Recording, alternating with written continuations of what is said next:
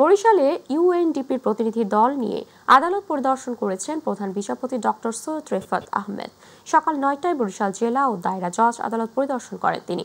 এ সময় ইউএনডিপির প্রতিনিধি দলের ৭ সদস্য উপস্থিত ছিলেন। পরে তিনি ঘণ্টাব্যাপী আদালতের ন্যায়কুঞ্জ, লিগ্যাল এইড সহ অন্যান্য কার্যক্রম ঘুরিয়ে দেখার প্রতিনিধি দলকে। বরিশাল জেলা ও দায়রা জজ ফারুক হোসেন সাংবাদিকদের জানান, ইউএনডিপি কর্তৃক আয়োজিত বিভাগীয় শহরগুলোতে আয়োজিত সেমিনারে অংশ নিচ্ছেন প্রধান বিচারপতি। তারই ধারাবাহিকতায় বৃহস্পতিবার সর্বশেষ বরিশাল বিভাগে এই সেমিনার অনুষ্ঠিত হচ্ছে। ইউএনডিপির প্রতিনিধি দল এদেশের দরিদ্রদের বিচার প্রক্রিয়া যেন সহজে হয় তার আশা প্রকাশ করেন। আদালত পরিদর্শন শেষে ইউএনডিপি কর্তৃক আয়োজিত জুডিশিয়াল ইন্ডিপেন্ডেন্সি অ্যান্ড এফিসিয়েন্সি শীর্ষক সেমিনারে অংশগ্রহণ করেন প্রধান বিচারপতি।